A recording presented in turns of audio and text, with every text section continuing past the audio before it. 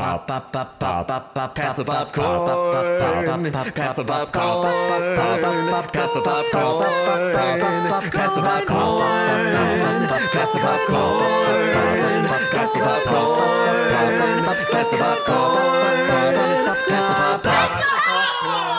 Welcome to Alternating. We're discovering good movies, one bad movie at a time. I'm film school dropout Rob Jarsinski. Across from me, well, I guess in another room, is our casual moviegoer, Carrie Jarsinski. And joining me in room, because I've kicked Carrie out, is our very own critic in residence, Tim Brayton. But there's more. Some special time, just Rob and me. Just a little Tim time. Tim time with Rob. But we also have a special guest, folks. We're thrilled to have our old dormmate and roommate, Josh Elder. Josh Elder. I was going to say dormmate and roommate many times over, because it's not just the one time, Josh. Is that right? That's right. That's right. We are serial roommates, Rob.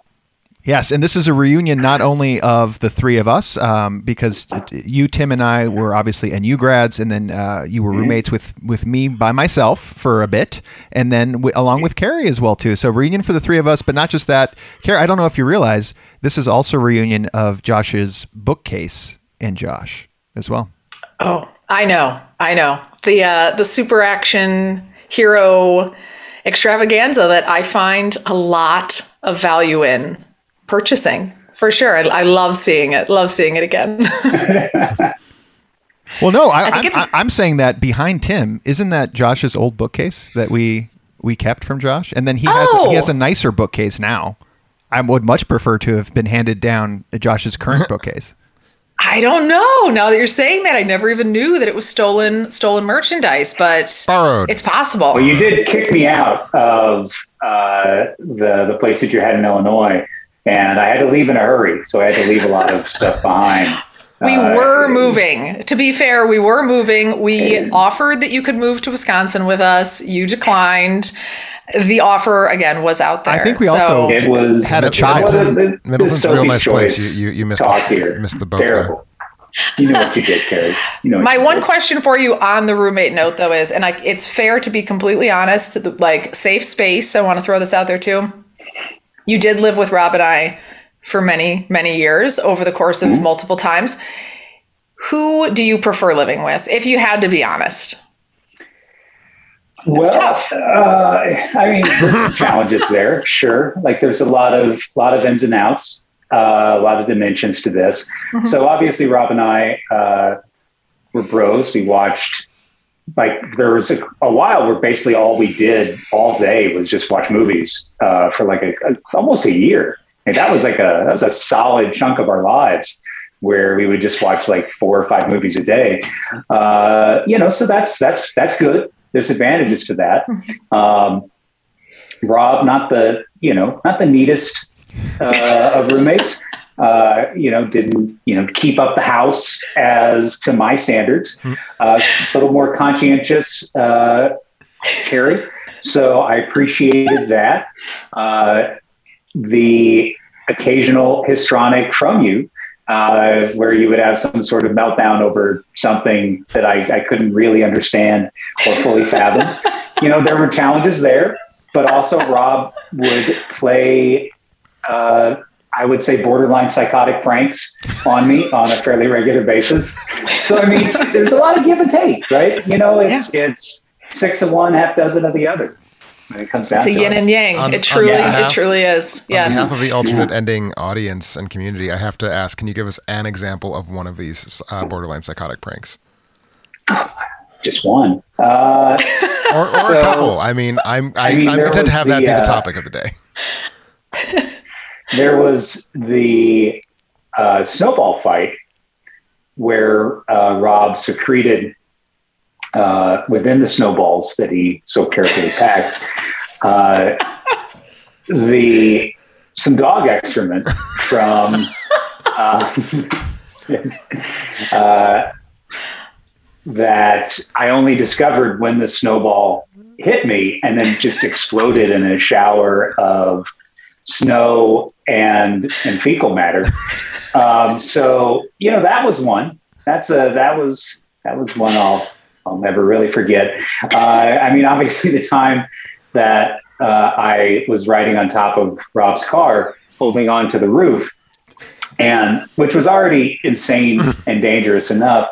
But then Rob would do these like short stops where he was clearly trying to throw me off of the top of the roof to, at a minimum, severe injury to myself. But then he turned on the windshield wiper fluid and was like spraying me in the face with wiper fluid while I'm trying to hold on. So, you know, those are just the ones that immediately spring to mind. I mean, there are certainly more. For those of you who do not have the video, those are some choice ones. Those of you who are just listening, Rob, as he heard these stories, was like smiling and nodding and getting a sort of faraway look of like, yes, I remember it well. I believe in challenging people, challenging individuals. I feel like the latent psychopathic behavior is still there. It's just been perhaps tamped down, but now I'm very excited to see what's going to happen moving forward if one day you're just going to break and murder me. Yeah, no, and folks may be wondering, did we bring Josh on simply because of this history with all of us? And yes, but also Josh happens to be an accomplished comic book writer and has written a number of Batman stories for DC Comics. And what better fitting guest to have on to talk about on this special episode, the Batman, which we all got to see together as a group. Josh came up all the way from the greater Chicago area, as did many folks. We had a group of about 33 individuals from Chicago, from Wisconsin, friends and family, listeners of the show. England. Yeah, from across the pond. Andrew Milne made it all the way over and was kind enough to join us as well too. Not the centerpiece of the visit, but hey, it's like one of those, hey, since I'm in the area, I might as well come visit. And we just had a wonderful time, getting to catch up together. So yeah, we thought we would have Josh on as our resident Batman expert, bringing his Batman knowledge to the episode to ultimately have the final say as to whether or not this was a good movie. Because I think at this point, Tim, your perspective is a suspect, potentially. So we'll get to that. But Carrie, you also wanted to share a story of the origin story, if you will. The Batman does not feature an origin story. He's firmly in year 2. But we had a year 0 as the 4 of us. And Carrie, what was the year 0 origin story for the 4 of us? Oh gosh. So as you know, my memory is not excellent. So you guys correct me if I'm wrong in any of my recollections of this, because I know yours is so much stronger. So I think the time that we met, and you guys correct me, is the first time that we ever all met, the 4 of us together in one solitary room. Is it the trivia / lighting the candle incident? Was that all the same occasion in the bathroom? Well, we didn't all meet in a bathroom and light a candle in the way that you phrased that. I think Josh having this is going to be a very feces heavy episode. It is. Feces it's forward. Fecal. Yeah, fecal when forward episode. When are they not? I think you're mixing things. Yes, the first meeting of Tim and Josh in one room for You Care was during a trivia night. Trivial Pursuit game. So that I very clearly remember. I do not remember a candle lighting incident, but okay. That happened. So that also happened, but we don't need to go into that. So my recollection, I'll tell you, I think this was like Rob had this thing that he would do, which was just sort of like trial by fire with girlfriends, where he'd be like, you know what, I'm going to tell you like every terrible thing about me, as well as just like throw you into like really awkward situations to see how you'll react, like how it plays out. So like, I think date 2, or maybe it was our first date, we showed up at a friend gathering, a friend party. And I didn't know like the happenings of Rob's friends, where he fit in, whatever. And so he's like, yeah, well, do you want to just like pop over to this trivia night? And I was like, I mean, trivia night for me is like apples to apples. Like we play apples to apples with friends trivia night. Not even so we trivia. get there. Yeah. It's not even trivia, but it feels like trivia to me. What? So I mean, well, first, I just want to say apples to apples isn't trivia. And saying that apples to apples is trivia actually also is an apples to apples. Like this is wrong on every level. I'm just trying to set the stage for the level in which of gameplay that I've had before. I'm setting the stage here. So Yeah. I walk Carrie, in. hardcore very board gamer is what we're getting. Exactly. So walk in the door. There's just a bunch of dudes. They're all there. I immediately feel as though I'm not going to win at Trivial Pursuit.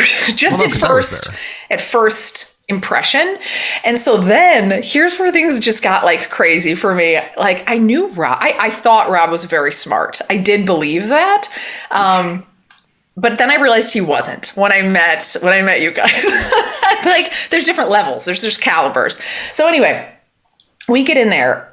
My memory of this is sitting down playing Trivial Pursuit. I was on Tim's team, I think, or something. That is 100% correct. I know that for a fact.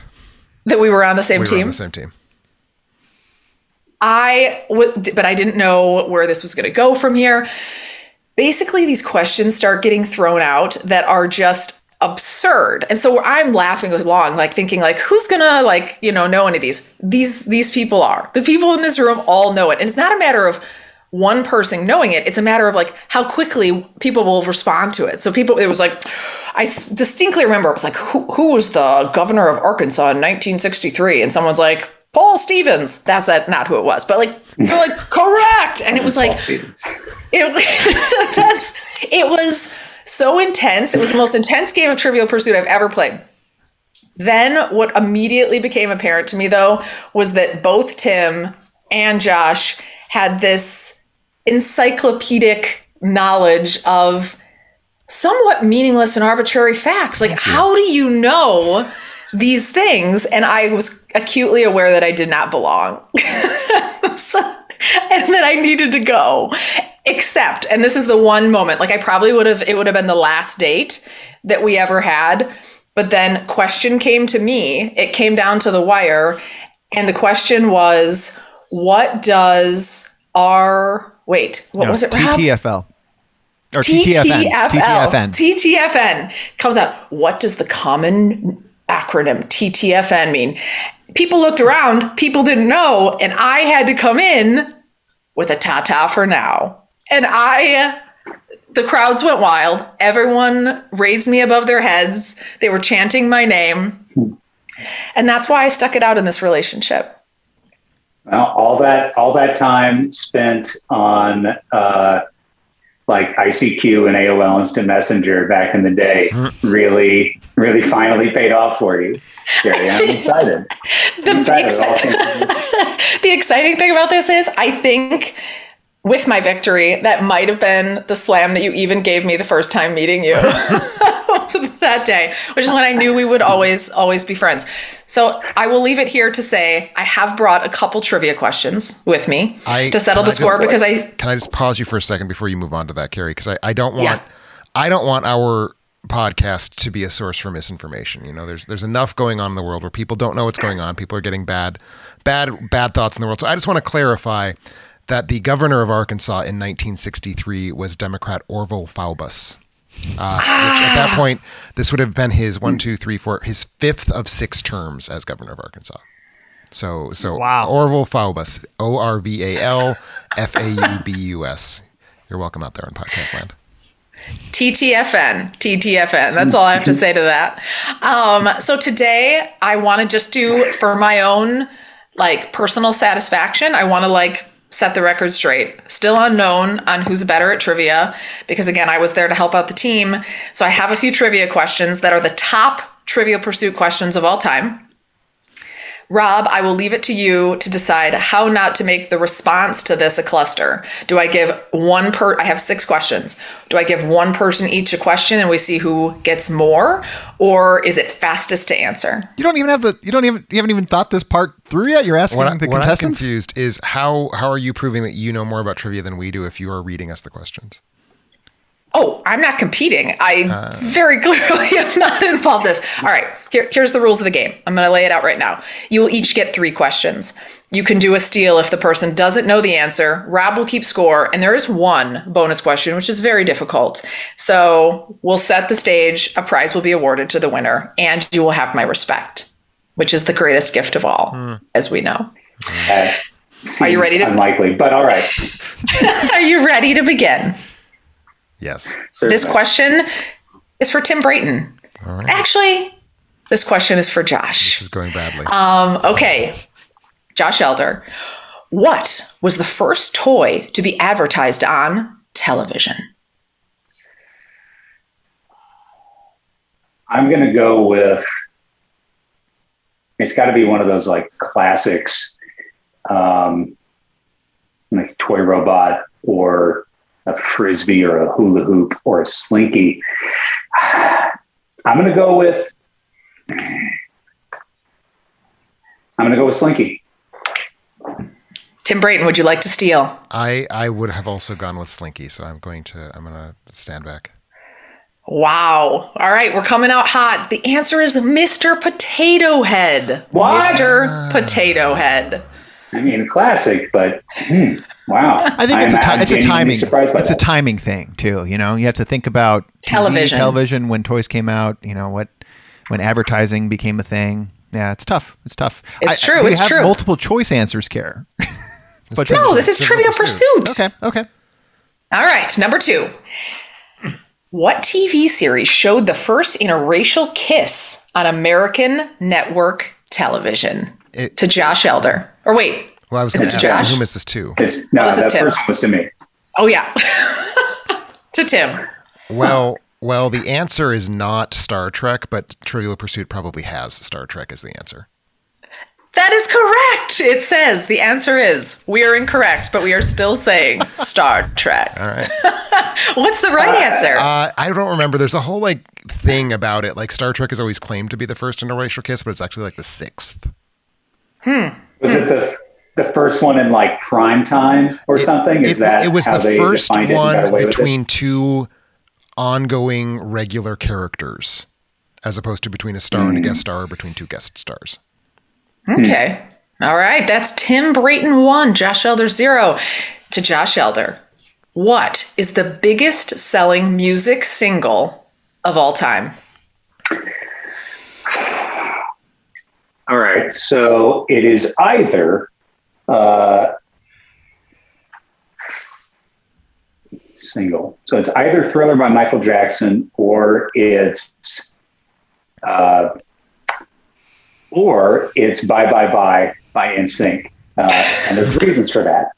So Thriller's now the number 1 selling album of all time. No, single. I said biggest selling music single. Okay. And I Okay. still think it is either Thriller or it is Bye Bye Bye by NSYNC. And I'm gonna go with Bye Bye Bye. And that's what we say to that answer. Tim, would you Oh, like to man. steal? I would like to steal. I would like to steal with the Bing Crosby recording of White Christmas.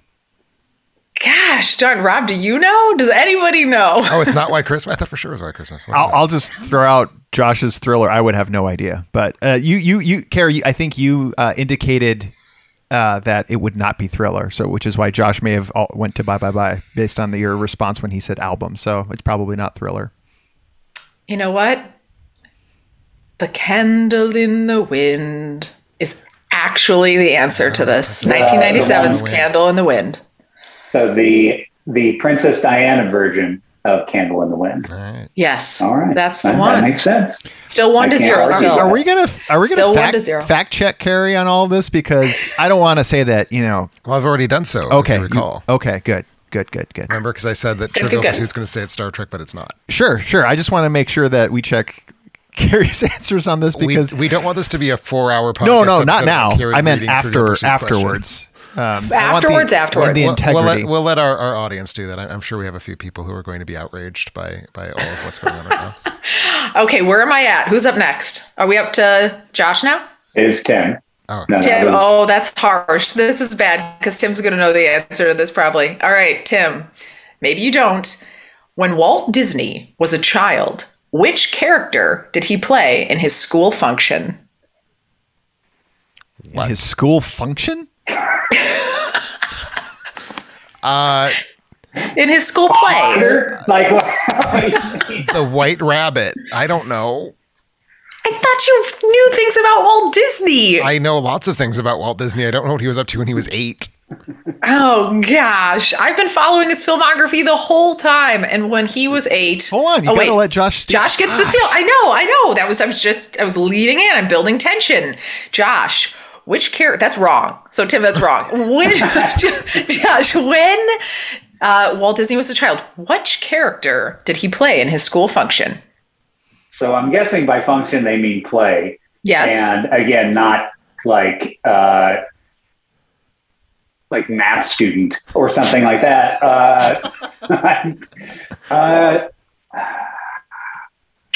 Peter Pan. Boom. Wow. 1-1. And that is Peter Pan. That is a great place to end this game. Come on. Can I do two more? I'll go so fast because I want to get to my gross question. One correct Can answer. you just skip to your gross question? Okay. Oh gosh, I have 2 that I really wanted to get to. Let's just do sudden death. All right. Whoever can get the gross question first. All right, sudden death. Tim, who invented the word vomit? Isn't the question to Josh? Isn't the point of what I just said, like whoever answers it first gets it? Whoever answers it first gets it. Who invented the word vomit? The Romans. Josh. Yes, it is definitely Latin, and it's from Rome. As who individually invented it? Yes, it's an individual. Virgil? Plutarch? I mean, is vomit like the word shirtle? It had to be invented by a specific author in a specific text. It is. Like, who coined it? I mean, Virgil or Cicero. I'll go with Virgil. So Virgil, the famous epic poet, invented the word vomit. I'm going to put it out there. Okay. And Tim, you already answered, right? That was mine an answer. Is the culture of Rome invented the word vomit.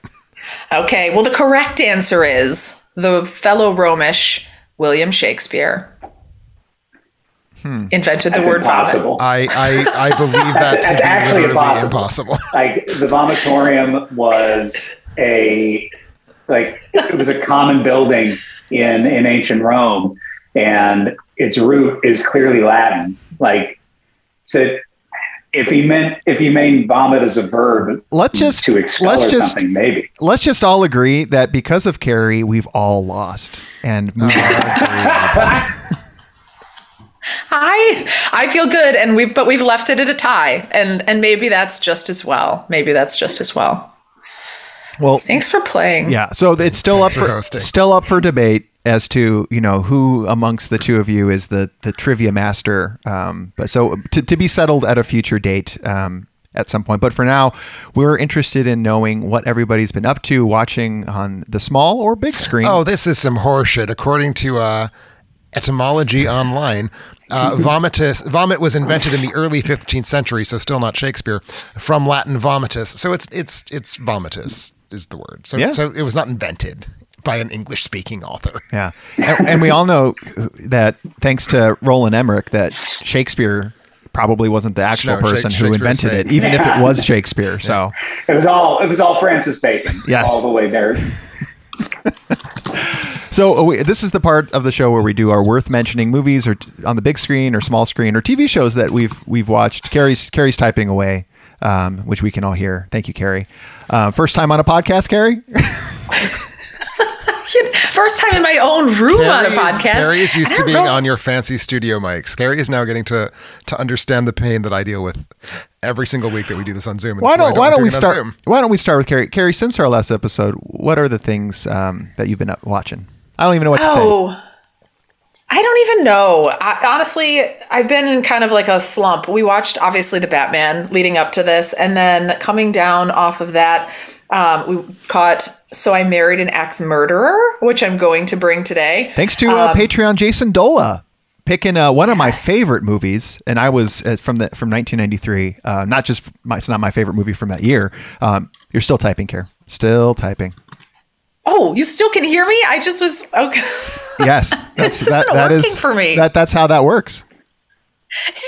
You know what though? Maybe it makes it. Does it give it more of that realness? No, it doesn't. Not at all. Okay, I'm gonna stop typing now. That'd be great. That's what I'm gonna do. That'd be great. Okay. So you've seen you're still typing. I was not. I did not type anything. That was just me. But it's like my natural body clicks. I swear I didn't type. So you've seen So I Married an Axe Murderer and The Batman. I think there was one other that you attempted to watch, right? Oh, gosh. Are you talking about Inception? I am talking about Inception. I did watch Inception, and I had this moment of like a depressive moment after it because we watched it with one of our friends of the show, Chris Trenkov, in our basement. What's your name? Rob, Chris and I. And by like 45 minutes in, all of us were asleep. And I was like, you know what? I remember my grandpa falling asleep and during like TV and movies. And it's like, we can't make it halfway through Inception without passing out anymore. So it was a reconciliation with my age. But I was led to believe that chemistry was involved in helping you fall asleep during that movie. How so? Alcohol, booze. Oh, I did have a little bit of wine. And to be fair, Carrie, you fell asleep first, then Chris, then me. Carrie woke up during the credits first and was like, "Oh, you guys fell asleep. Oh, what losers!" And you were like, you had fallen asleep first, but you wouldn't admit it. So that was very frustrating for me. So of those movies, are you bringing the Patreon pick? Yes, I'm going to bring Jason Dola's So I Married an Axe Murderer. Well, I also watched the same films that Carrie did. I also caught, I had the opportunity to screen I'll Find You and Asking for It, both of which I'll have videos of interviews that I did with cast and crew from those two movies that are now available on video on demand. But I'm going to be in the interest of time, I'm going to be hopping on board with you for So I Married an Axe Murderer, so we can talk about that together. I will turn it over to Josh. Josh, what have you been watching? What have you been up to? Various and sundry things. A lot of we switch off shows with my fiance, and she chose. Although actually, I think we've just been solid watching her shows for like 2 weeks, so she owes me. But been watching the latest season of The Marvelous Mrs. Maisel and Servant on Apple TV by Shyamalan. And if you're staying away because of Shyamalan, don't. It's actually quite good. It's him tempered by other creatives, which is a very good thing. So it has all the best elements of his work and none of the worst. So strong recommend. And I literally was staying away because of him. So I'm actually super glad to hear that specific criticism. I was super glad. I'm super glad to say it. Like it was it was the greatest Shyamalan twist of all. And I was like, what? This is actually quite good. And it sustained itself now 3 seasons in. But the film that I watched and was pleasantly surprised by was Agora, which is about Hypatia of Alexandria, a famous female Grecan, Romo-Grecan, Egyptian, I guess a lot of hyphens there, philosopher who was present for the burning and sacking of the Library of Alexandria in Egypt in about 170 AD. And it's a very fascinating story about conflicts between sort of general philosophical thinking, religious zealotry, class warfare, and some beautiful set design and direction. Actually, it's one of the best looking sort of Roman movies, probably the last 20 years that I've seen. And Rachel Weisz is a star, and also a young Oscar Isaac playing a major supporting role. Why have I not heard of this film? It disappeared. Like it did not make a ripple really when it came out, but it's quite good. I'm actually glad. Thank you, Josh, for bringing it up because this is a movie that I saw in theaters mostly just for Rachel Weisz. I'm like, she's pretty. I'll go see her in a movie, and it stuck with me tenaciously for the last however many 14 years I think since I saw this in theaters. Yeah. All right. Well, you're going to be bringing that one, and then Tim, what are you bringing to the table? So I've been watching just a shitload of Pixar films. And I'm not going to bring any of those because, I mean, it's Pixar. Everyone knows what I think about Pixar, and it's been good. And when we had that Mr. Potato Head trivia question, it sort of made me chuckle inside because just last night I was watching Toy Story 3 and having the good hard cry that I always have at Toy Story 3. But again, that's not interesting. No one wants to hear me go on about Pixar. So I am going to bring instead a Netflix original premiered last weekend. So this is the first worth mentioning that we've had an opportunity for me to talk about. Tyler Perry's A Medea Homecoming, the 12th Medea film, something like that. in which Medea Say what you comes want. home. Smart man, that Tyler Perry, and owning his own production facilities. You know, he's a tremendously successful businessman. Yeah. First and foremost. All right, Carrie. Well, let's start with you with our Patreon pick. So I made an expert. I think a favorite of Josh's as well too. At least a movie I know that I've at least watched or quoted with Josh several times. Well, you know, Head was at Northwestern at the same time we were. That's right, Head. Yeah, he was there. And sometimes, like, I'd see him on campus, and we'd be like, and he'd kind of like look around and be upset. Would he go cry himself to sleep on his giant pillow? His pillow. Yeah. Wait, who's Ted? Oh my God. Did you watch the movie? I love the Head. I did. Like the little brother, and he's like, look at the size of his head. Head, Carrie. Oh, Ted. No. Ted. No. No one, not Ted. There's no Ted. No one's saying Ted. We're saying head as in the object that sits on your shoulders. I'm with you. I'm with you now. The guy with the hair. So he went to Northwestern too. Yes. At Gosh. the same time we did. Oh, Got this it. explains Got it. so much. His name is actually, you want to know something funny? His name is actually Heed. In the thing, it's Heed. Heed. Oh, wait, is his name Head? I am fucking tripping. I did So bad sorry. mushrooms or something. I don't know. I'm gonna go. After the trivia, that was my peak, and I'm gonna go. So Rob's trying to get rid of me. That was the peak. Wow. So I'm gonna talk about. It explains a lot because I turned to Carrie during one of my favorite moments of that film and was like waiting for a reaction. But if you were thinking his name was Ted during that scene, then yeah, that really probably didn't make a lot of sense of why they were saying his head's like a orange on a toothpick. And yeah. So. Oh, see, all this is making sense now. That does his help. father makes fun of him for having a large head, and he calls him Head. He calls his son Head because of. But I thought it was head. because of the size of it. It is. I don't understand what is happening right now. Like the assumption that it's dead first, which is so ridiculous. I feel like I'm floating outside my body right now, and so I am going to just try to get back to what happened in this movie. So, Rob, tell us about How I Married an Axe Murderer, thanks to Patreon Jason Dola. Thank you, Jason Dola. I've already decided that if things don't work out with Rob, I'm looking you up. I adored this movie for so many different reasons. I am not a Mike Myers fan, just in general.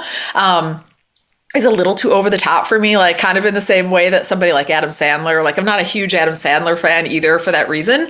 But I never seen him in this movie and I never seen this. So he was super charming to me in this, like in a really cute and funny way. So this is a romantic comedy. If you haven't seen it, there's a guy played by Michael Myers, perpetual bachelor, I guess, dater, whatever. He's a stand-up comedian / poet. And he goes out and he's trying to find, the love of his life, and he goes out and he ends up meeting this gal played by Nancy Travis, who I also top 10 love. Nancy Travis, and she's in this, and like we're led to believe that she's potentially a murderer throughout the course of the movie. But it's the developing of their relationship. It's a 90s. What did I say? 90s? Is this 93? Yeah, that's right. Like 90s kind of. Is it a screwballish comedy? I don't know if this qualifies as that. No. Not at all. Of course you not. mentioned Mike Myers and playing over. This is like the most reserved he's been, and like actually shows promise. There are actually a lot of winks and nods that he throws in there. Those are the parts that actually take me out of the movie the most. He can play just a regular. He could just act if he wants to. He's capable, and yeah, be charming. He was extremely charming in this film.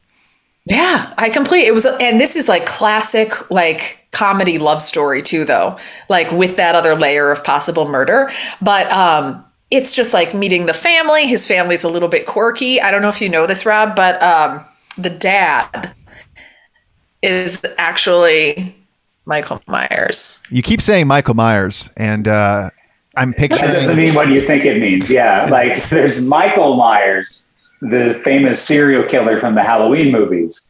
And there's Mike Myers, the famous comedian from Saturday Night Live and So I Married an Axe Murderer. I would assume that on his birth certificate it says Michael. Don't you think?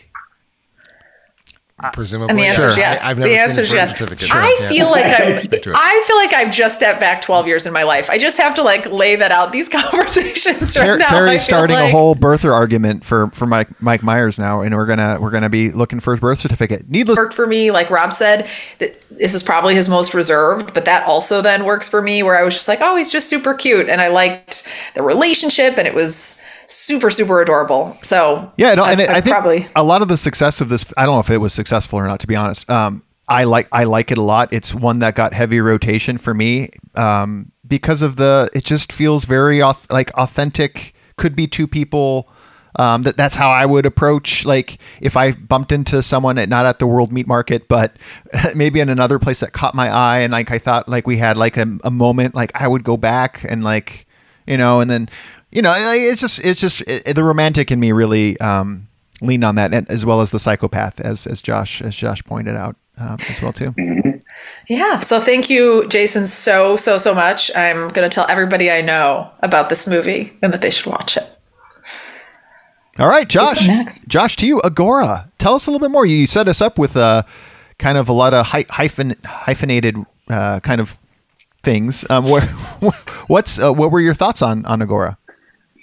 So I'm very ancient Rome is probably my favorite historical period. I'm very fascinated by it on a number of levels, and so this was an interesting era as Rome was becoming Christianized, and there was this enormous conflict between pagan Rome and Christian Rome, and it played out here in a very personal story about a very fascinating individual in history, and the historicity of what we were presented. Obviously, it is fiction. There's all sorts of elements that are invented for the narrative, but the historical accuracy of the known figures, spaces, and events is extraordinarily high, which I think may be one of the reasons why it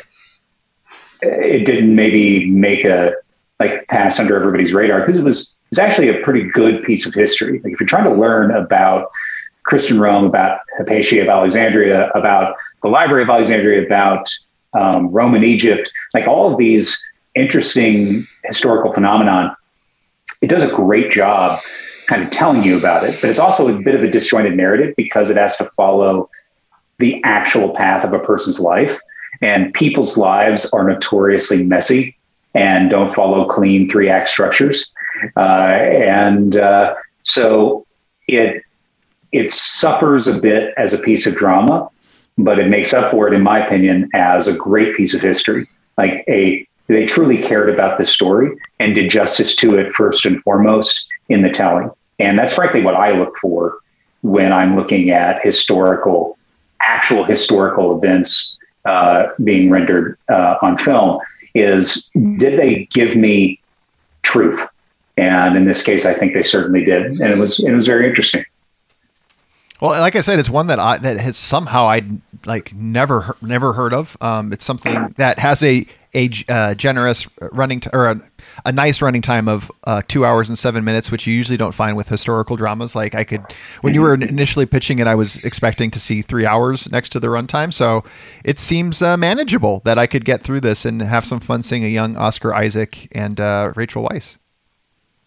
Indeed. And I think you guys would get a kick out of it. I actually think this would go well for the two of you. I haven't seen it, like I said, in many, many years, but I remember being impressed by the same things Josh was. I think I was a little bit more like, why isn't there a story here? Because it is very amorphous, but no, I'd say it's quite a good thing, and you do learn a lot about a very interesting figure from history. So I think it's totally worth checking out. Oh, the writer of The Others as well. Yeah. Quite an accomplished writer-director. I believe, yeah. Yeah, very cool. Tim, I need to know, what's your history with the Tyler Perry films, the Medea films? I have seen all of them except for A Medea Christmas, which just sort of fell through the cracks. I had already done my big on blog catch up with everything Tyler Perry has ever done. Medea Christmas came out after that, and I just... But what drives you? What drives you to a pursue belief this? that a film critic must be involved in all aspects of film culture, not just the ones that we like and find to be good. Because these are popular, very popular films. popular films. As you said, Tyler Perry's a tremendously successful businessman. Like, film is actually sort of a notoriously difficult business to like become individually successful in, and Tyler Perry has done so. He is an emperor of his like studio out there in Atlanta. So he's a very important figure. His films attract a very reliable, very large audience. So to me, it's important that I acknowledge that, with even whatever, though I am not that audience. Whatever installment this is, you said 12th maybe? 11th or 12th. 11th or 12th. Are they just checking boxes at this point, or honestly the opposite? So I would not necessarily urge anyone who has not seen a Medea film that they should. Like, they're bad movies is the thing. So if you don't know the thing about Medea, and God bless you if you don't, but basically, Tyler Perry plays in drag, like in a sort of, fat suit and makeup, plays this very cantankerous grandmother. In this case, she's actually a great grandmother. Her great grandson has just graduated from college, and that's kind of the pretext of the film. This just very loudmouthed, foul, violent old lady who just has to spend the movie slapping some sense into the various members of her extended family who just don't see what's good for them, and it takes their Medea being a term of endearment, sort of like the African American equivalent of Nana, basically. So she has to like get them on the right track, and so they're very much films about like this kind of very rudimentary, I know what's right and you don't sort of morality, which is both interesting and kind of boring to watch, because like you sort of already know from the start of every film exactly what's going to happen and like how it's going to happen that way. That being said, the degree to which Tyler Perry in a fat suit, and he actually plays two fat suited characters, one is Medea and one is Medea's even cruder and more sexually aggressive brother Joe. So he's playing these two like octogenarian characters in latex. That can be more or less funny, and it can never be fully funny, I wouldn't say. Like, I would not say these are terribly good movies, but in a lot of the recent Medea films, it really has felt like Tyler Perry was just sort of grinding them out, because that's where his money gets made, and you can tell that he would rather be making these sort of very overheated melodramas that he doesn't even act in. And in this case, he seems to have, he had retired the character in 2019 with a Medea family funeral, and it was like a big deal. Like, he was done playing Medea, but now Netflix has come along, given him a lot of money. He's made a new Medea film. And I was expecting it to be he's so angry that he's come back for this. Because for the last couple Medea films, you could really feel like he was done. Like, he was bored with the character. He was not doing anything. He barely was even trying to pretend he was any kind of woman, let alone, like a character one. And I think that reversed a little bit. Like, this is actually, I'd say, the best Medea film in a while, because it does actually feel like Tyler Perry is invested in being entertaining to watch again. There's been so much cancel culture around playing authentic individuals. Like, I wonder how this is somehow the audience that watches Tyler Perry films does not care about cancel culture. Okay. At all. Yeah, that is a different sphere of humanity. Okay. Yeah, it's just and God bless them. Yeah, agreed. I fully agreed.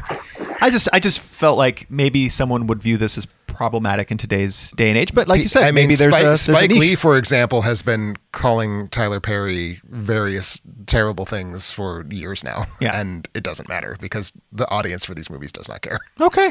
I will say, one of the interesting things about this film, possibly the only actually interesting thing about this film, it's a crossover with an Irish sitcom, and the name of that Irish sitcom is Mrs. Brown's Boys, which stars Brendan O'Carroll as Mrs. Agnes Brown. So it's sort of the Irish version of Medea in that he's playing in latex and drag this old foul-mouthed lady, and I don't know if Tyler Perry's a fan of Mrs. Brown or if O'Carroll is a fan of Medea or what the hell happened, but we somehow have this like expanded universe now, from what I gather to be a very critically loathed sitcom. And just based on O'Carroll's performance in this movie, I feel his performance as Agnes sort of made me appreciate the subtlety and nuance with which Perry plays Medea, because it's just like, it doesn't even remotely resemble even the most like garish caricature of a woman. It's just like, oh, you're a dude wearing like frocks and saying feck. And that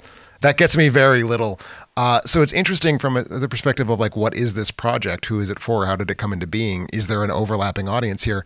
But it actually does make it considerably less fun to watch, because this is a terrible character. So, well, I haven't dipped my toe into the Medea series. I don't think Carrie had even really much heard of it. Probably, Carrie, have you heard of the series by chance? Yeah, of course. Okay. And it's oh, go ahead. Well, and in reference to even what you were saying of just like, it is so over the top, and there's all these just different takes and perspectives on like, is it appropriate and not? And then he comes in and talks about like why he does it. And I think the why behind why he makes these films and what he's trying to go for, like support his, what's that? And money. And money. He's got other things. Yes, I got to Google what it was again, but he's got a purpose. His purpose is to make shit tons of money. And Josh, what about you? Have you caught any of the Medea franchise?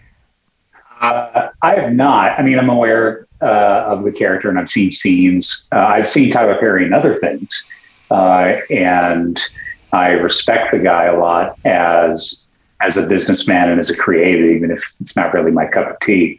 And you know, I mean, the thing I think he's in kind of the Sherlock Holmes trap with this character, right, where he can't really escape it no matter what he does. Mm-hmm. And just like Arthur Conan Doyle did try to kill Sherlock Holmes off, the fan outcry was such that eventually he had to resurrect him. Doyle did other things in his career, wrote a lot of other characters, but he is forever synonymous with Sherlock Holmes. And I think that is Tyler Perry's sort of fate too. With Medea, no matter how big he becomes, no matter what else he does, he's always going to be Medea. Medea is always going to be him. And so if he's made his peace with that, then good for him. And, God bless. I've liked him in some other things. He played Alex Cross, like a young, the Morgan Freeman character. And oh gosh, that was a really good, there was a villain in there played marvelously by, the dude from Party of Five. You're the only person I've ever known who actually saw the Alex Cross starring Tyler Perry. I didn't even see it. I thought it was pretty good. Right. Yeah, I like the premise there. And again, great villain. I'm blanking on the dude's name. Party of Five guy. Well, you could find before we had a break. Matthew Fox. Incredible performance as a villain. I'm also thrilled that you're going to Party of Five and not to Lost. I went Lost after Party of Five. There's a lot I like about Party of Five. Well, remember, you can find more details about all the movies we've watched at our website, alternateending.com. That's alternateending.com. Before we head to our break, you might be wondering about ways to support the show. Get early access and exclusive content. Make us watch a movie, pick your own episode topic, and more from our Patreon site. Celebrating their anniversaries this month is Max Feldman, who has our It's Nice to Be Nominated award, Katie Pinkley and Sean Artiker, who have our Razzie Awards, Movie Motor Breath, who has our Critics' Choice Award, and Tristan Frayling, who has our Palme d'Or. If you're interested in signing up and having, as an example, Carrie and I, Butcher, see what I did there, Carrie? Good one. Good one. So I Married an Axe Murderer, or other movies. Do that from our Patreon. We also have the Oscars coming up on Monday, March, I think it is 7th. We are going to be releasing our Oscar ballot. So get out there and start picking your Oscar movies. We attempted, Carrie, to get through Drive My Car. That was tough. It was a long movie. We made it out of the driveway, I'd say. Yeah. So is it an adaptation of the Beatles song? Like just turned into a full-length feature film? If only. It has roughly the pace that would happen if you slowed the Beatles song down to 3 hours, but did not change anything else about it besides slowing its tempo. They never adapt. Was that Ringo? That was all right. I was thinking that was a Ringo song. It's not. All right, yeah. Well, Carrie, you wanted to thank folks for going out there and reviewing the podcast as well, too. Is that right? Yeah, thank you. Thank you so much. The reviews continue to come in. We've been really overwhelmed with the support. We're over halfway to our 200 now. We're over 100. So if you can get out there and leave a review, we'd really appreciate it. Wherever possible, if I feel like I know who you are, based on what you said, I will. We know who you are. Never. No, yeah, change your handle so it doesn't have your real name in it. And I say that because this one's very sweet and it's very nice, but I do think that I know who this is. So this review comes from Penny60178, and I'm going to take it up a creepier notch that I thought it was a zip code. So I'm like, maybe I don't know who this is, because I think her zip code is actually 60102. Creepy. I'm not I know. entirely confident that it's even legal to say what you just said. It's just terrible and creepy, but really appreciate it. It's so much fun listening to these young people. I love Carrie's laugh. So the reason why I think I know who this is because there's only 5 people in the world that love my laugh. One of them's my mom, and one of them is one of my mom's very good friends who I know listens to the podcast. So now we know their zip code, we know their name, and we know. Do you happen to have the last 4 of their social? Is that information that you can share with the public? Last 4 are 9208. What? Rob, why are you looking? Okay. I don't really know her I'm going to assume that was a security joke. number. I think that Rob assumed that was not a joke, but I'm taking that to be a joke. We'll talk off air. That's not really her social security number. Anyway, so did you just dox this woman? Like, am I a party to? Oh shit! Did you just give like the last doxing? 4 of Rob's social security number? No, it was just off the cuff numbers. But also, thank you, Sabine KG, for your review. This is where I go when I want the scoop. They're fun, informative, and they give out personal identifying information. So they. So probably violates iTunes terms of service. I just want you to be aware of that. I don't even want to I will be looking into it after this recording. Also want to thank all of our listeners who support the show and make their Amazon purchases through our site. Not that you will anymore, for fear of being called out. And if you have a problem ordering through Amazon, you can send us your credit card and we'll buy it. We'll take care of it. We'll just send them right to your house. Doing it is easy. Just go to our website, alternateending.com. Click on our Amazon banner and seamlessly go about your purchases. All proceeds go to making our show better. Since our last episode, here were the things that were purchased. We had a long, heavy-duty flat weave fabric shower curtain. You know, when you sometimes you need the heavy duty to keep the water from crossing over into the. Our kids have not learned that. I always go up to pick up dirty laundry after the kids are in the shower, and there's just water all over the floor. That's just what it is. There's 50% of that's true. 50% of that's true. Just the water on the floor part. I needed a reason to be going upstairs to notice that there was water on the floor. Yeah, that's fair. We also had some Kindle ebooks purchased. We had Neon Genesis Evangelion, in philosophy. We also had Von der Wachten zu Adam, something German. It keeps on going for a very long time. Something German, all right. Josh, I know you're into the religious texts as well, too. We have quite a few of those types of things purchased very frequently through the site. So, okay. Yeah, you're more than welcome to click through and purchase all of your religious ebooks as well.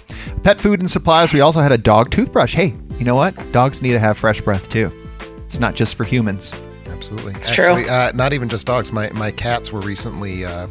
their last vet trip, the vet suggested that I get them on some sort of tooth cleaning kibble. Because a dog chews on a bone. What does a cat do to kind of keep their? You give them. It's the same brand actually as one of the big brands, Greenies. Okay, you give them Greenies. They're just treats, but they're sort of treats that sort of grind and clean. I don't get it, but it works. Apparently. Okay. Also had some performance trunk underwear, 3-pack. Yeah. What is performance trunk? No. Well, a trunk is the trunk of your. We know what a trunk is. Yeah, of your body. But the performance underwear, I've got some on too. You want some breathable underwear. Are these like the ones that you buy that have that sort of like extra cup? Don't talk about my cup. It's the kind. I assume it's the kind that has that like wicking fabric that like pulls the sweat away from your hold on, Tim. area. Let me show you my underwear here. Oh, just show. He's actually showing you. That wasn't you're just really doing a podcast it, bit. which is weird. I just dropped want to also in front of me, alone in a room with the door closed, on the subject of things that feel like they're a violation of somebody's terms of service. Go ahead. There's a lot of illegalities probably happening on this podcast, but I feel I'd be remiss if I didn't point out that wicking. So much of the modern world is a terrible lie that is foisted upon us, and moisture wicking fabric is maybe one of the most pernicious because it's all made with endocrine disrupting plastics.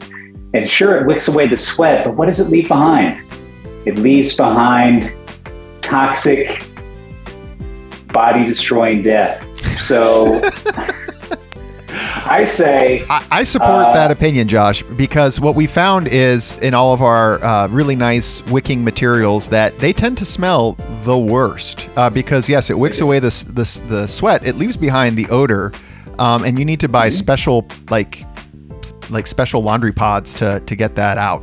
It does not get clean with normal detergent. So that being said, thank you, anonymous Amazon purchaser, for buying your underpants through our show. They probably stink now.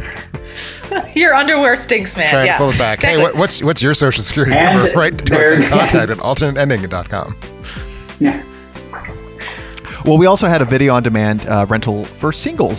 Speaking of the 90s movies, Singles, which I haven't seen. Haven't seen it either. When we get back, we're going to have just a general discussion about the Batman before heading into spoiler territory. So we will be back soon.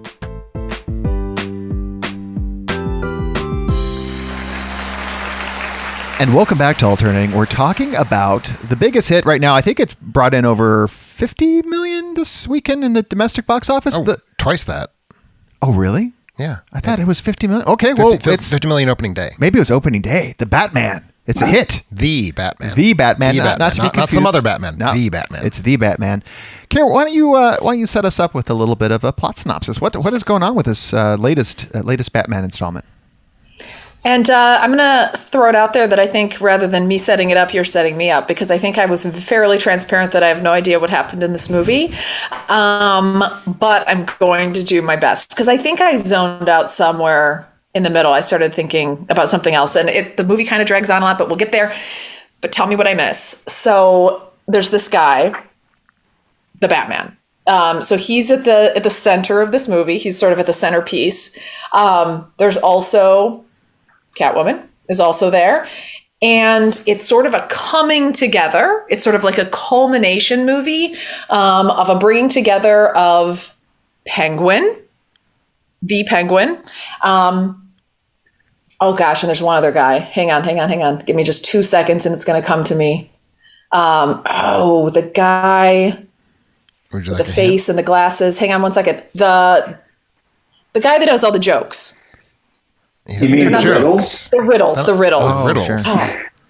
So he's called The Riddler. The Riddler. I knew it would come to me. So the Riddler. So he's a part of this movie too. It's a coming together. They're on different sides. And then Batman's kind of out just trying to deal with the whole situation. And maybe he does, maybe he doesn't. We'll get into that with the spoilers. But that pretty much is sort of the setup of the movie, I would say. There's a situation and Batman's dealing with it. I think no one could dispute that is at the heart of this motion picture. Yeah, Josh, how about we give it to Josh to maybe explain a little bit of where maybe the source material for this particular installment came from? Because normally with a reboot, you'd get like a little bit of an origin story. This one takes a different approach to start. So it definitely does. This is maybe not a Batman year one, but like a Batman year two. He's been around all the stuff that we've seen in like every other Batman movie. The Wayne's getting shot and Batman training. That's all in the past. It's all background to this film. And the Batman is in Gotham City trying to do his Batman thing. And he encounters a sort of serial killer version of the Riddler, who is definitely drawn from much of both the aesthetic and a lot of key plot points are drawn from a Batman story called Zero Year. That is a part of the New 52 narrative from about 10 years ago by Scott Snyder and Greg Capullo. That was an attempt to do an updated version of Batman's origin, but it really dealt with a lot of, like, it takes place over the course of like a year in Batman's life and deals with the Riddler having a similar motivation to what he has in this film, without, there's some spoilers here, but like, destruction of Gotham City, things like that. Many scenes, as well as scenes and themes, are lifted directly from that narrative. So if you want to do any reading to understand where this story came from, that's where you should go to, is 0 Year by Snyder and Capullo.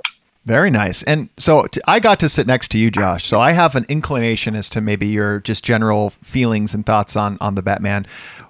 Tim's review is out there. I think I saw your rating, Tim, and we had the car ride back. But I'd love to know what was your takeaway, Tim, from the Batman. What were your thoughts? So my big thought, and this is such a caricature of the way I talk about movies that I almost feel bad starting with it. This movie is 2 hours and 56 minutes long, and it shouldn't be. It's sort of my big takeaway. The parts of it that are good are really very good. Like there's individual scenes that I loved, individual, like just the whole like thing as a thing. I thought was really just very satisfying movie. There's just so much movie that by the end of it, and you know, Carrie mentions kind of zoning out. I won't say that I zoned out necessarily, but I felt weary, and not like in a, what an exciting, like Lord of the Rings-esque, I've just had a journey sort of way. It's like, oh my God, why was I sitting in that theater for 3 hours? There's just too much movie. So I think there's a tighter version of this film that I love. The not tight version of the film I like okay. It's sort of my sort of like flat capsule version of my review. All right, Carrie, what about you? I didn't get to sit next to you either, so I don't know what your take is on this film. And you're generally a Batman enthusiast. You like the Keatons. You even like, unironically, I think you like the Clooneys and the Clooney. Is there two? Yeah, Clooney's and the Kilmer. There's a Clooney and a Kilmer. Yeah, one Clooney, one of each. So where are you with this Batman? I think when we were on the car ride home, I thought I was going to have a take like that we all had, and I said, this is, I think, my least favorite Batman, and everyone was like, what? That's a terrible opinion. Like, there's some, but I liked all of them, I think, better than this. I wasn't a huge fan. The zoning out was in part because I ran into a bit of a complication. I ordered a burger, or like a veggie burger, and it came with just these really nice looking onions. And then I was like sitting next to one of our contributors who I was meeting for the first time in person. And I was like, do I use the onions or not? I did go with the onions. I was immediately self-conscious that my breath was bad. So I just kept thinking about the fragrance of my breath, and I just had trouble following because I was sort of trying to like contain my breathing and slow my breath so that no one knew. Plus, if you're anything like me, by the end of a 3 hour period, those onions are going to have caused some substantial turmoil. There was a little bit of a gastric situation, as you mentioned, and I also had a beer, so that was like a really carbonated. So the whole time, I don't know what you guys do in this situation, but what I did, and this is probably TMI, was like, as I would sip the beer, I would try to like breathe into the cup to try and trap the onion smell. Yeah, that's an interesting take on the Batman. Yeah, fresh take. You know, it is. That's absolutely not how like thermodynamics work. That's not how gas is displaced. None of those techniques were effective at all. I just want you to know that. What should I have done? What should I have done? Skip the onions. There's nothing. First, don't order a veggie burger. Like, that's just ridiculous on its face. There's your first mistake. Like, if you're gonna have vegetables, just have vegetables. Sure. Well, the mistake was made. Pressed into like some hideous facsimile of meat. Like, that was your first and most egregious mistake. But the second was, if you're going to have the onions, let it ride, sister. Okay. You just got to own it. Own it. Pretend it's somebody else, just kind of thing. Lean in and like talk to her in a really breathy voice. Just try to really like get it all up on her face.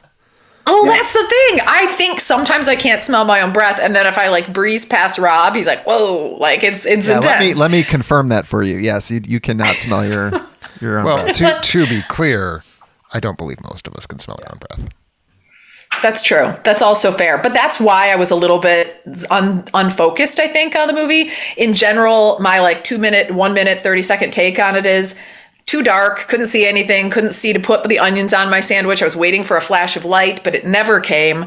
Too long, like Tim already said. And then I was struggling with the voices. And I know nobody cares about this, but everybody sounds like they've been smoking their entire lives.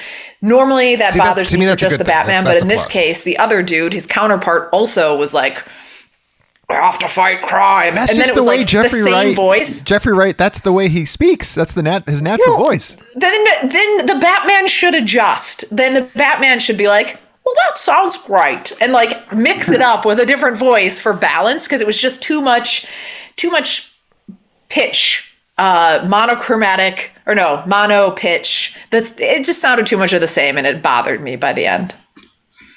And that's my take. All right, on the Josh. movie. I don't know how you follow that, but what was your... What did you have? Because it wasn't dining in theater, so what did you have? Yeah, what did you eat? I had the chicken fingers for the record. And I had some fish and chips. It was Lent fast, so was keeping it to the fish. So, I mean, my take was, so this was certainly the most grimdark version of Batman we've ever seen on screen, like not even a question, to the point that I feel it's a little too dark for Batman. Batman is ultimately Batman belongs to kind of everybody, but Batman should never not belong to children. And I'm always, even if I like Batman stories that go there, like Frank Miller's Dark Knight Returns or the comic version of Year One that he wrote, I'm always a little concerned because it's like, can you even show this to a child? Right. And I'd be genuinely concerned about an 8-year-old watching a show like this. It's actually quite scary. Like there's moments of real psychological intensity of it veers, like if I was to describe this, it's Batman versus John Doe from Seven. Mm-hmm. And the Riddler is a Zodiac style serial killer. There's a lot of disturbing, like actual serial killer imagery. There's brutal murders that happen on screen. And the Batman saves people. He does save the day. And there's a lot of actual Batman as a hero figure, not just an avatar of vengeance or retribution, but as they explode. This is text in the story. Like Batman himself actually discusses this, about the importance of being a symbol of hope and doing things to save people rather than just beat up the bad guys to get retribution. He also tries to save, which I think is very good. We actually don't see a lot of that in Batman stories as a rule. And I like seeing that here. It's very well shot. It has a good score. It is too long. Like, again, it's probably almost 2 movies. There's just so many subplots that it weaves in and out. There's so much happening. But it's also a legitimate detective story, right? It actually has, it follows its own rules very well. Like there's a lot I like here. And there, as Tim said, I think there are a lot of great, terrific individual scenes and pieces. I think Pattinson really surprised me as Batman. He's emo Batman, like he is emo Batman. Like that criticism is real, but it works, in my opinion, in the film. I would agree with Tim's take that there's too much movie, but that what was on the screen was very well done and very compelling. And I look forward to seeing where they take it. But my concern, as both someone who's written Batman, who has been like kind of an ambassador for comics in the wider world in different eras of my life, I'd be concerned about pushing this version of Batman as like the main version, because it is so dark. Like, it really is maybe it's a dark Batman for a dark time. I don't know. Yeah. But DC and Warner Brothers just seems to lean into that. Like, no lessons. Well, I guess that what lesson they learned is like Joker made a lot of money. So, Dark Knight made a lot of money. Right. And I would say, to sort of build on what you just said, Josh, first, I think you're very right. Like, this is a very brutal film. It is clear to me they went to the absolute outer edge of what the MPAA was going to let them have in terms of a PG-13. They wanted this to be an R, like not they, Warner Brothers, but Matt Reeves, the director, his co-writers, his producers, maybe. People wanted to make an R-rated film, and Warner's, of course, came in and said, you can't have an R-rated Batman. We need to turn a profit on this film. But they found the edge. Like they cut down to the frame that they could still get into a PG-13. It feels like very, very, very violent movie. It gets its sort of one fucking that you get to say in a PG-13 fairly early on.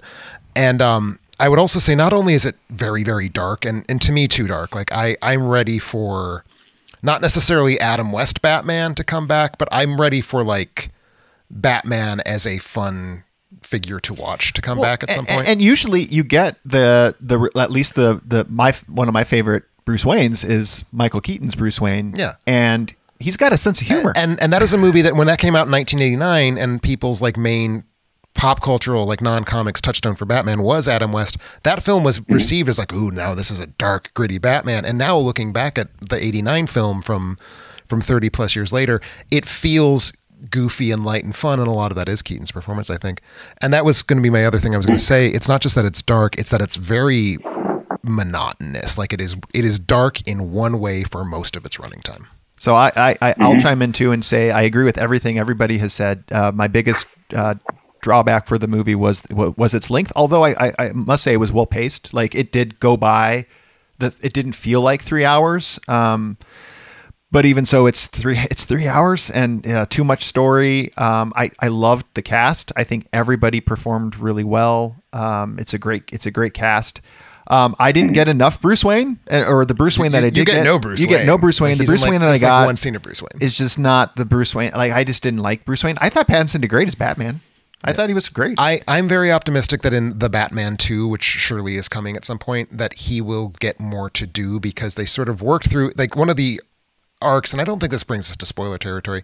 One of this film's more or less explicit arcs is Batman has abandoned Bruce Wayne, and he needs to sort of be reminded that he does need to have Bruce Wayne as part of his identity in order to like function. And I think that's kind of the arc of this. So I'm optimistic that when we get a sequel, we're going to start from a slightly more compelling place for Pattinson to play, because I think he was good with what he was given. Well, so I'd also throw out that there's also a symptom of modern franchise filmmaking that's infecting this to its detriment, which is there's at a minimum, two TV shows already in production that are spinning out of this. One about Arkham Asylum and one about the Gotham City Police Department. And so there's a bunch of characters that get a lot of screen time that in a traditional film they wouldn't have. Like it's unlikely we would even had, for instance, the Penguin or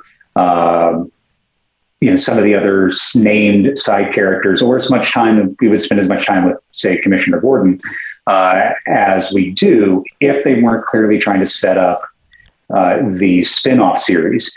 So and this is a thing that Warner Brothers has actually done quite a bit to the detriment of their filmmaking, where they're like, Marvel is like 10 years ahead of us. We've got to sprint to catch up. So here's one movie that we're going to cram like 5 films worth of character development to do at once. And now Marvel's spinning off into TV shows where they're doing, 10-hour seasons, and DC and Warner Brothers are like, well, now we have to do that too.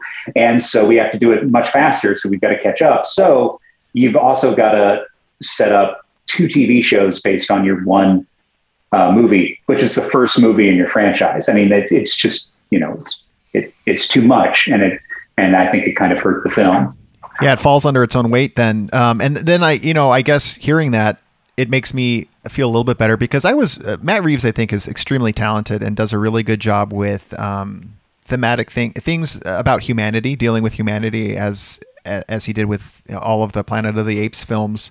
And I didn't feel like this was a Matt Reeves film. Or at least I couldn't look at the Planet of the Apes series and look at this and be like, oh yeah, like this is the same director. Honestly, Could you pick up? This feels like an extension of War of the Planet of the Apes, like, because that's a very dark, heavy movie as well, from sort of pulpier material. So that level of like, let's take something that could be silly and fun and make sure that we're emphasizing what is sort of heavy and like apocalyptic about it. Yeah. It does feel within that Reeves. Although I like the Epsom's better than this. Yeah. I think. No, I did as well. And there's some other things that I want to get to spoiler territory, but I'll let anyone else chime in kind of in any non-spoilerly, things that they want to drop in. So, you mentioned real quick, and I just want to follow up. The score is so good in this movie. Oh, that was Josh. Yeah. Oh, that was Josh. Yeah. Michael Giacchino's most uncharacteristic work in a very long time. I thought it was a really good score. Very dominated by this really like heavy plotting 4-note motif for the Batman. That I think just really does everything to create something like operatic and big out of this heavy tone that the movie, I think, sometimes strains to do on its own. People were on the way out of the theater. Were kind of making. I mean, you're looking for camaraderie, to poke some fun at things. A lot of people were saying it made them think of Star Wars, Darth Vader. I think it might be the same 4 themes that open the Imperial March, same 4 notes that open the Imperial March, but done in such a different tempo that I don't think it plays as a. I want to ask favorite performance, because I have mine. I want to get a sense of the characters. We saw a lot of characters in this film, and any standout performances overall. For Carrie, I'll go to you. Okay. I said this earlier and was shunned, but I'm going to say it again. I thought Paul Dano was like the best part of it. I loved him in this. He stood out. I loved his creep factor. I think, I'm blending people already here. Whoever said that this reminds them of Seven, that vibe, that makes your skin crawl vibe, I think that he totally nails in a way that I was like, oh, if I were to run into you, you would make a suit jacket out of me. He just had that vibe in there, and some of the laugh sequences with him were just so that he stole the show for me. Yeah, Josh, how about you? Dano's definitely good. I was pleased with all the performances, but I actually like Zoe Kravitz's Catwoman a lot. She felt very real and grounded, like she was a real person fitting into this just slightly exaggerated world, but she seemed plausible, right? I could believe her, and I think that's where they went on every dimension here, was for kind of gritty believability. Now, obviously that's still an affectation, right? It's a grimier world than the world really is. It's still an artistic take, but it's. I was pleasantly surprised by how much she had to do and how real she felt and how interesting she was, and that she had her entire own storyline.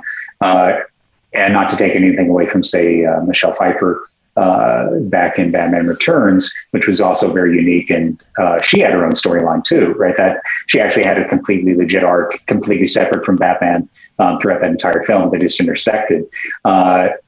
But I was pleased, and there's a lot of interesting chemistry between the two of them as these kind of broken people kind of colliding and both wanting something from the other person.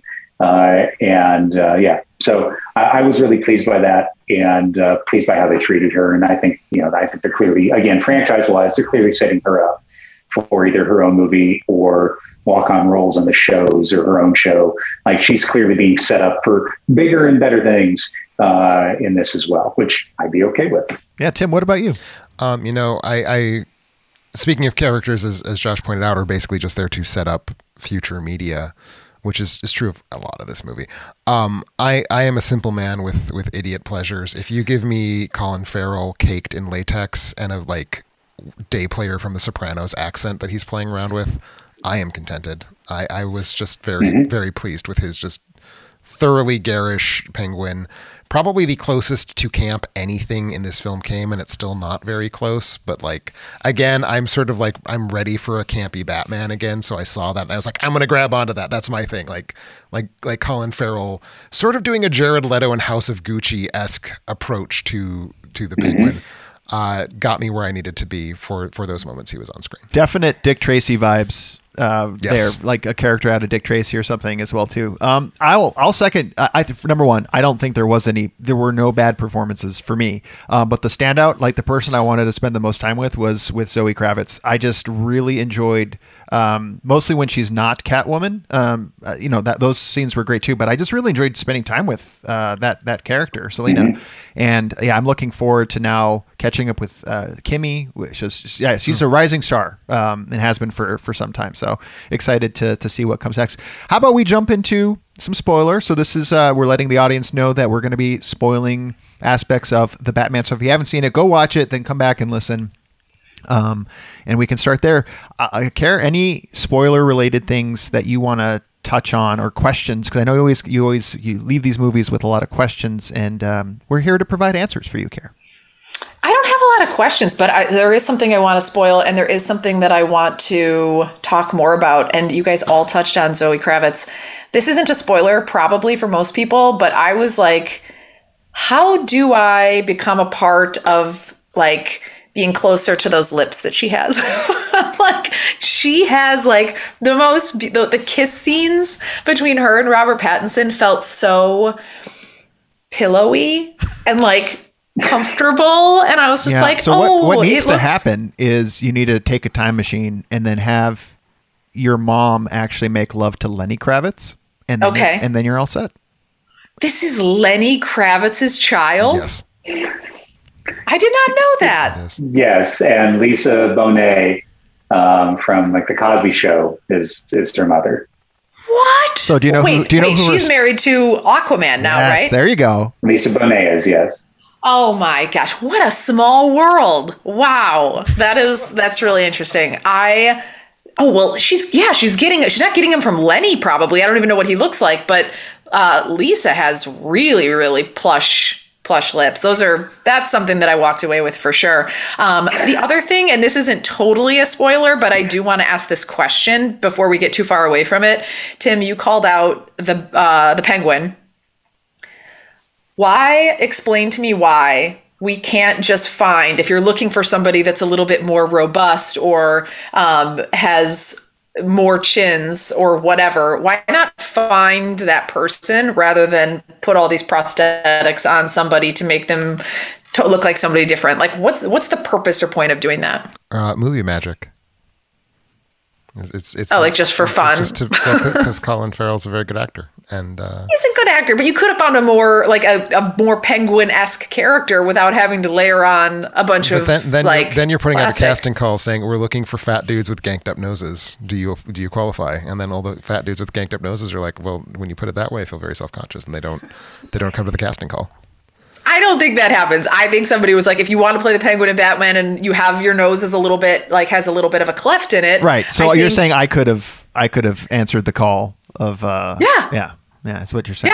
Yeah. I think Pandemic Rob could have just absolutely slid right into that role before you did your high protein. I have a comic book question, because I'll say one of the things that bothered me because it was a bit too convenient is this whole Arkham relationship. So is Thomas Wayne married to an Arkham? Is I'm blanking on the mom's name in the comics?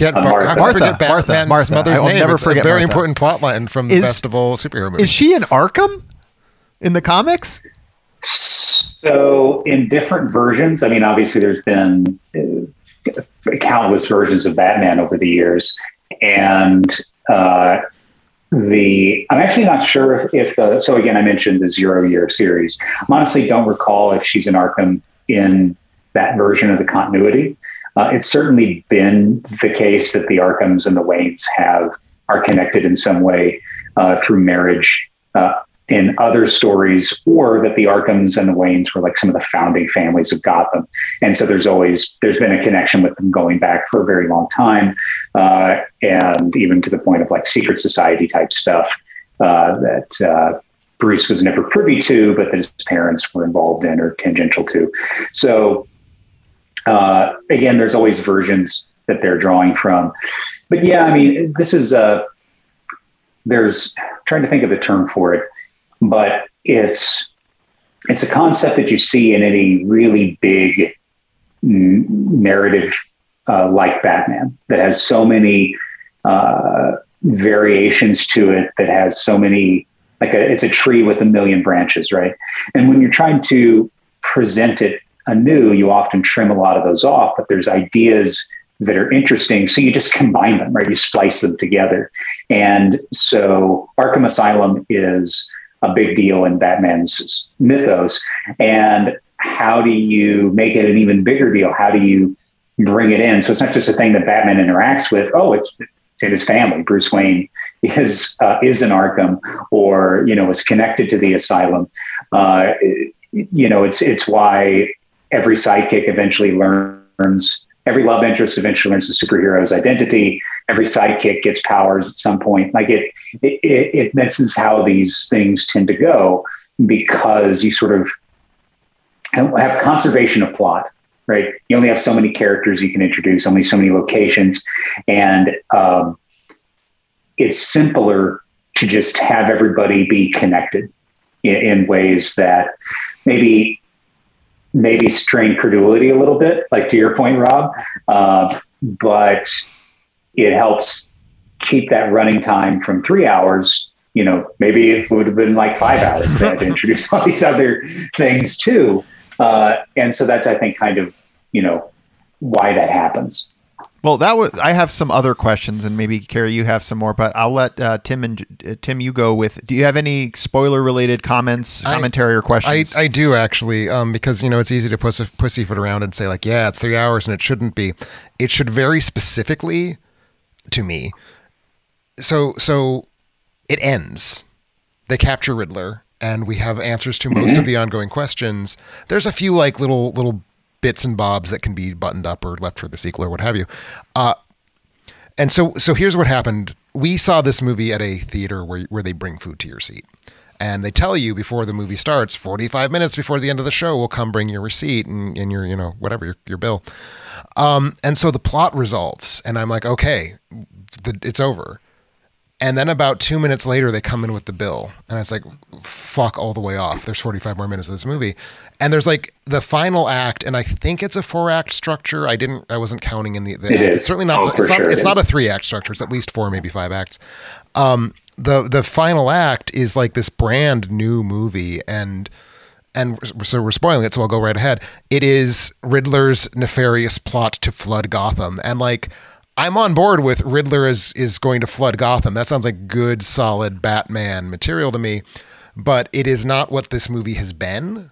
And to suddenly introduce it as now that is the conflict, will Batman be able to save everybody from flooded downtown Gotham? That's where it really feels like too much movie. That's where it feels like a movie and its own sequel. And I also think it's where the very heavy tone kind of really, really bothered me. Because if you tell me the Riddler's going to flood Gotham, I'm visualizing Frank Gorshin cackling maniacally as he's spraying people with a fire hose, right? I'm not thinking this very heavy Seven-esque thing. So I went from, this is a good movie that I'm liking, to, ooh, I want this movie to stop. Very much once they get Riddler into prison, and it's why is this movie still happening in front of my eyeballs? That was sort of my feeling towards I think that's a fair take. Josh, what about, where are you on that?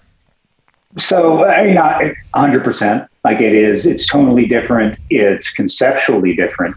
It's a detective story that turns into a disaster story with a big action set piece at its core. And maybe they were like, you have to give us an action set piece. And he's like, all right, we'll put this in. So the flooding happens in that 0-year story again. This is, again, so many of these things are taken from it. But it also happens at about the midpoint of a very long, multi-book storyline that this takes place over.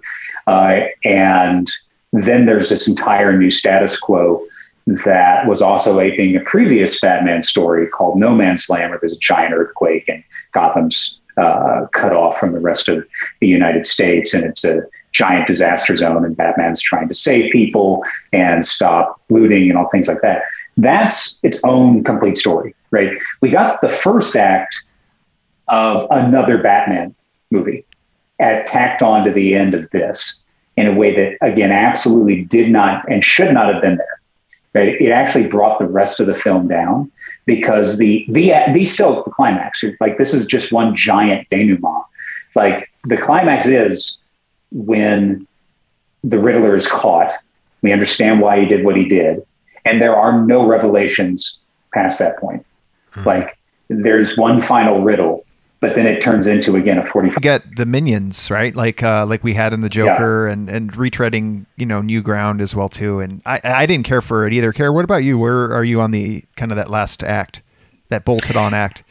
I think I was in the same place. I mean, I wasn't processing it in the same way that you guys were. I just kept feeling like, number one, I've had a lot of things to drink. Like I have to go to the bathroom really badly. And the onions are probably like really just boiling. What's that? At this point, the onions are probably just like on fire in your stomach. Brewing. Just everything's percolating at this point. And so I have to go to the bathroom, but now I'm starting to get to that irritated phase of the movie where I'm like, oh, okay.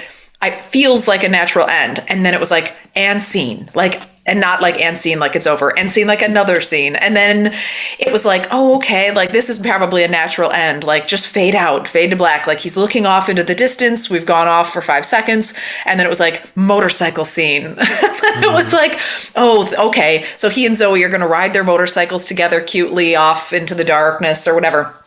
And it'll be over. And then it's like, and now Batman's going to save people. He lights up his torch, and now he's going to like wade out into the water very slowly and like pull people off of a raft. And now at this point, I'm just like pounding my fists because I'm like, I really have to go. And I had a button in the back that was really hard to get to. So I just was like, I need to plan ahead.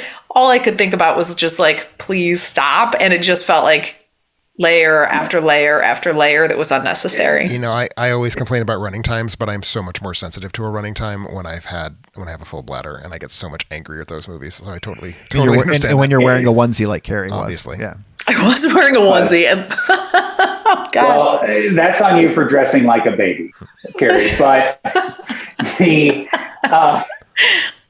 real, this was like Return of the King level, multiple ending scenarios. But it was your first movie.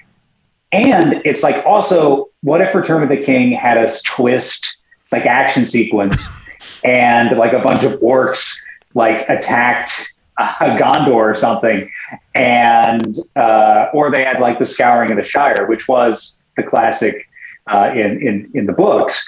They go back to the Shire and Saruman's hanging out there and he has taken it over, and they have this sort of final thematic story. But like Tolkien can get away with that because he's Tolkien and he's using epic storytelling, and it's 1,000+ page book, and he can do whatever he wants at that point, right? He's earned it. You can do it. This movie didn't earn this, right? And it didn't need it. And again, it's the first act of the next film. Like, I mean, how much stronger would whatever's going to come next be if you see Batman doing Batman things in the beginning and everything's great, and whether it's the Riddler or someone new strikes back, from their clear defeat at in the previous film, strikes back and ruins Gotham City, and then we pick up, 2 months later, Batman does save people, but now there's a new status quo. I think that's actually where the next film will probably start. Yeah, and the rebuilding Gotham.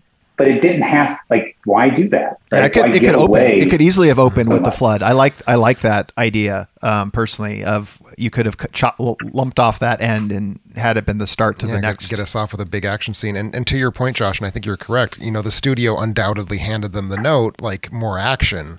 But I also feel like this is already a better action film than most Batman films have been, because bless their hearts, they're not really great action movies for the most part. This one has a really good car chase and a really good fist fight in an underlit hallway sequence. Fantastic hand-to-hand fighting. I loved the action of this movie. It's certainly my favorite Batman as an action film. I would say Batman and Batman v Superman and Justice League actually delivered. That's my favorite Batman action stuff. But this is definitely number two. Yeah, and I think we have time to close with final thoughts, but I have one more question that's been bothering me, and I need answers or perspectives. I've been told that there are implications as to who Paul Dano's character, the Riddler, was related to, and I had assumed a relationship that I felt never was answered. Is that clear to anybody here as to, is Paul Dano or is the Riddler someone's son, in this? And if so, Everyone- Well, I mean, he's someone's well, it's son. right. Okay. Yes. That's Fair point. Fair point. So what I was hoping for was I think they were trying to make this happen maybe, or make us think that it was going to be Bruce Wayne's half brother. That's where I thought for sure is where it was going, that Thomas Wayne was hanging out downstairs in the secret room, also having relations. It did not go there. Fine. But then Paul Dano mentions this journalist, and we spend so much time with this journalist who's investigating, everything. And then I'm like, okay, so he's going to be the son of the journalist. And that was not clearly explained if that was the intent, but maybe I missed that. Did anybody pick up on that? The extent to which I had thoughts about the Riddler's identity was disappointment that they clearly decided correctly that Eddie Nigma was too goofy for this movie. That's about it. Okay. That's as far as I went with it. Okay. I mean, so he's an orphan like Bruce Wayne, and I think that's about as far as they wanted to go. So I mean, I also picked up, was he orphaned because the mob bumped off his father at what he believed was Thomas Wayne's behest, and the movie struggles with that because I mean, there's a lot of deconstruction that happens in this film, right? So this film's probably more than any other Batman story on this big screen. This is a deconstruction of who Batman is, and shows him as a psychologically really tormented and broken person, and someone who has deep problems, right? In therapeutic speak, he's got issues, as they say, but also they deconstructed the idea of Batman. Like, why does he exist? Is he useful? He has based his entire life on what's shown to be kind of a bit of a myth. And then they back off of that, right? So they tease it and then they pull it back a little bit. But this used to be one of those things that you never touched, right? It was as pure as his childhood memory made it. His parents were great people who were completely unjustly gunned down by an uncaring society. And we saw the Joker also play around with this quite a bit in making Thomas Wayne out to be a lot less saintly than in any previous depiction. But this, maybe even took it a little further and then pulled back, but it still took it further.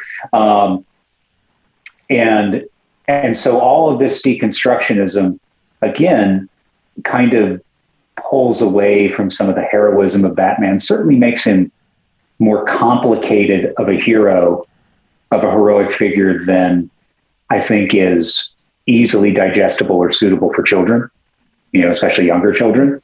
And again, I think that's dangerous, right? On some level, Batman has to be a Dark Knight, right? He can have darkness, but he also has to be, there has to be some shining armor there. And we saw it, again, he was a good guy, did good things. He used people, he hurt people. He himself was a very hurt man. So again, I'm conflicted on that. I'm conflicted on how far they kind of deconstructed it.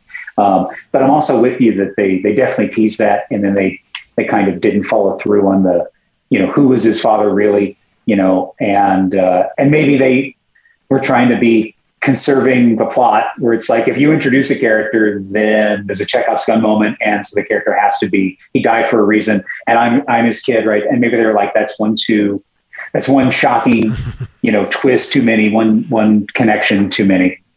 Yeah. Well, we've all been somewhat down on this film, but I think, despite our negativity and our notes back to Warner Brothers, is that I think we all had a positive review. Carrie, where did you end up scoring wise on this as far as star rating out of 5? 2.5. Oh, so you were rotten on it. Okay, interesting. Any closing thoughts?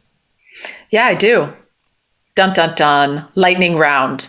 Answer first. Whoever answers first is the winner. All right, you ready? But this is so applicable, but it was on my list. Okay. Are you ready? Go for it. Who killed Thomas and Martha Wayne? Joe Chill. Joe Chill. Tie. Damn it. Another tie. Josh, where were you rating wise on this? Because I think sitting next to you, I thought you and I enjoyed it the most based on these conversations. Yeah. But I mean, it's tough, right? Because again, we just kind of dissected a lot of its flaws, and I'm struggling with it. But in the same way that I struggled with, for instance, Man of Steel, which was a very similar take on Superman, who is by far my favorite character, and I think has a lot more, is also extremely important to children. And so I struggled with that film, even though I found it very interesting on a number of dimensions. So it's tough. Like on one level, I think it's a very well-made film. I think it's a very legitimate Batman film, even if I feel it goes too far. It had excellent performances. Like there's so much I liked about it, to the point that it might be the most artistically accomplished Batman film that I think we've ever had. I think there's a case to be made for that. And so it's hard for me not to give it, like, frankly, a 5, but I don't think I can, because I still struggle with it, right? It was so, it went there. And I guess in a sense, I'm glad it did, but I'm also kind of wish it didn't. And so I don't know. Like I'm honestly genuinely conflicted. So probably a 4. Okay. Out of 5. All right. Well, I'm at a 3.5, and for a lot of the reasons you said, Josh, like I think it's a well-made film, so you can't argue that it's not well made. And then I introduce my bias of, did I actually like the plot, or not the plot, but just like, did I like what they did with the art? And it's my 5th favorite. I've thought about this. It's my 5th favorite live action Batman that's not like where Batman is a secondary character or like a part of an ensemble. So I put it behind all of the Nolans, and I put it behind the Batman from 1989. So that's where it sits comfortably for me. Is my favorite Batman. But yeah, 3.5 for me. Tim, what about you? I mean, the rating on the site is 3 stars. The rating on Letterboxd is 3 stars. That is me sort of tipping my hat to. It is really well made. It has an amazing score, really phenomenal Greg Fraser cinematography, just this incredible like use of silhouettes. Though Fraser is doing a thing that I didn't get, and I don't think I liked it. This is a film using shallow focus all over the place. Like it is full of blurry backgrounds. It's full of racking shots, and it's very aggressive, and it's very in your face about it. Even one of my friends that we saw the film with, who doesn't pay attention to that, was like, why was so much of this film out of focus? And I don't know that it pays off. So I don't know if I think it's a good thing, but it's certainly a choice. And I mean, yay for movies making choices. So there's a lot of craft here. I think the performances are uniformly good. I don't think there's a single person in the cast who I'm like, I wish you hadn't done it that way. But it's also like, and I'm sort of in the same place that Josh is. It feels, I don't want this to be what Batman is anymore. This has been what Batman has been since Begins, really. Like in the pop culture sort of Batman is the dark, brooding, emo, vicious, the Frank Miller-esque Batman. And I'm ready to go back to Batman as the Caped Crusader as much as the Dark Knight, and like someone who's a little bit more of a figure of doing the right thing because you can and doing the right thing because you must. And I'm a little burned out just on dark, grim, gritty Batmans. It is so long. I am such a baby about running times, but this thing is so damn long. Yeah. So it's sort of like I'm giving it 3 stars because I feel it would be just a failure of criticism to call this a rotten movie, because it's not. But in my heart, I kind of had a 2.5 reaction to it. Interesting. Well, I hope. Thanks, Tim. Thank you. I appreciate the compliment. I hope they learn some of the lessons and apply it. I doubt they'll feel like lessons need to be learned based on the success it's having at the box office. But if anything, just to please us, let's hope they take those notes. Yeah. Well, Josh, we want to thank you so much. I'm sorry we weren't able to get you your bagel in time to deliver so that you could join in us with a local fave of ours, Gotham Bagels here in Madison, Wisconsin. Gotham Bagels. I didn't even think about it. That wasn't even the reason I was going to do it. The bagel place we get is Gotham Bagels. Oh my gosh, mind is blown. But no, thanks, Josh. Hopefully you enjoyed full circle. spending some time with us here on the podcast. We'd love to have you back for any future episode. You've been a great guest. Hey, thank you for having me. It's always happy and honored to spend time with you guys. Anything you want to plug? This is your opportunity. No, I mean, if you ever want to look me up and the work that I did, either just Google Josh Elder or Joshua Elder, and I've worked on a number of worked for DC Comics, probably most famously the Scribblenauts, which is a kid-friendly series set in the DC universe, and my own series, Mail Order Ninja. So yeah. Yeah, that's a great series. out. I love your Mail Order Ninja series. I still have my little Mail Order Ninja figurine or action figure. I was going to say figurine. Nice. It's in a box. I boxed it up long ago and hid it from Rob so that it couldn't be on display. I'm joking. That came off. Actually, that sounded so mean, and I meant it to be funny, it wasn't. You're trying to preserve it is not. Is mint in box so that it can one day be kept in a museum as a reference quality piece. Exactly. Well, thanks everybody for listening. Head out to our Facebook page and like it, Twitter where we're tweeting all the time, Instagram where we're Instagram, and alternateending.com will find all our movie reviews, podcasts, and more. YouTube and Facebook will find all of our video interviews and more. Subscribe to our podcast on iTunes or Google. Leave us a review. And don't forget about Patreon. We will be back next week with the top 5. We don't have something picked out. We haven't talked. Yeah. We'll have to pick. Yeah, we'll have to figure that out. So we will catch you then.